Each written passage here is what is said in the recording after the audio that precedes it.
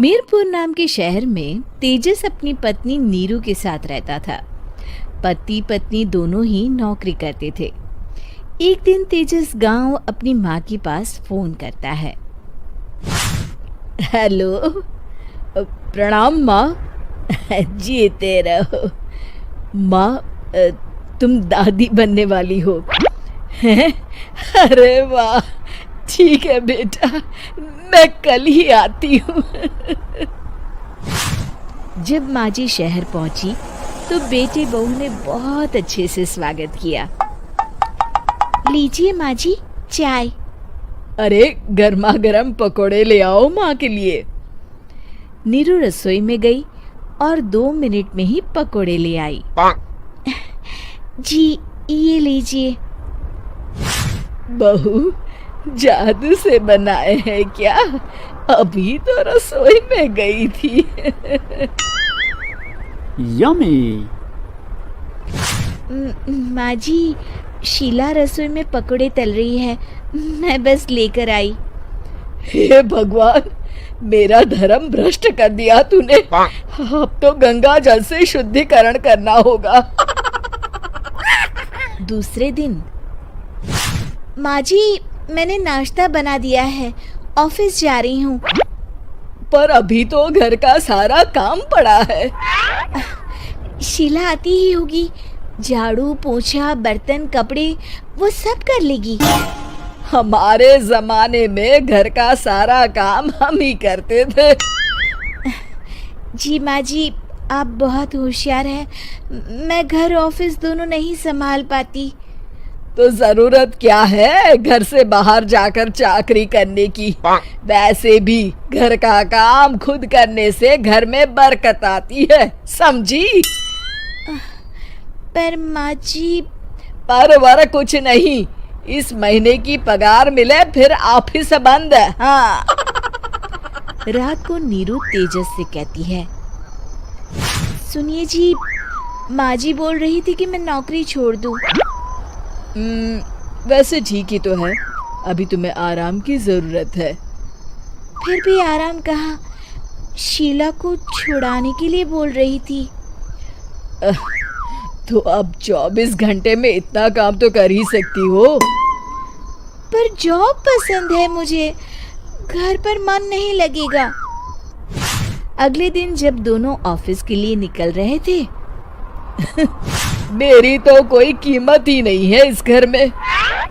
माँ जी, आजकल महंगाई बहुत है, रहन सहन भी बदल गया है, दोनों नौकरी करते हैं तभी ठीक रहता है। अच्छा, तू कहना क्या चाहती है? मेरा बेटा तुझे बिठा के खिला नहीं सकता? तू ही इस घर का खर्च चला रही है, हैं? नहीं माँ जी, मेरा वो मतलब नहीं था। मतलब खूब समझती हूँ, ये बाल धूप में सफेद नहीं किए मैंने। हाँ। अब तो ये रोज का काम हो गया था। तेजस भी रोज की झिकझिक से परेशान हो गया था। एक दिन उसने कहा, नीरू, वैसे भी तुम्हें मैटरनिटी लीव मिलने वाली है, तो अभी से ही छुट्टी ले लो। पर क्या, मेरी सैलरी अच्छी खासी है। आखिर नीरू ने रिजाइन कर दिया। जब बच्चा हुआ तो घर में सब बहुत खुश हुए। कुछ दिनों बाद तेजस फाइल देख रहा था। क्या हुआ तेजस, कुछ परेशान लग रहे हो? हाँ, वो हमारी जितनी सेविंग्स थी वो तो हॉस्पिटल में और छठी के फंक्शन में खत्म हो गई है नीरू। और अभी वैसे मंदी चल रही है तो मैं बोल रही थी कल मुन्ना को हेपेटाइटिस का टीका लगवाना है। नीरू, क्या पोस्टपोन नहीं कर सकते? नहीं जी, बिल्कुल नहीं। अब तेजस को समझ में आ रहा था कि उससे गलती हुई है। पैसों की कमी का असर घर के माहौल पर भी पड़ रहा था। अगले दिन, बेटा मेरा चश्मा और ये दवाइयाँ ले आना, पर्चा देते हुए माँ जी ने कहा। जी। तेजस, मुन्ना के लिए दूध का डिब्बा और डायपर भी ले आना, और ये किराने के सामान की लिस्ट है, इसे भी लाना है। तेजस गुस्से में लिस्ट मरोड़ कर फेंकता है और चिल्लाता है, पैसे क्या पेड़ पर उगते हैं? ये ले आना, वो ले आना।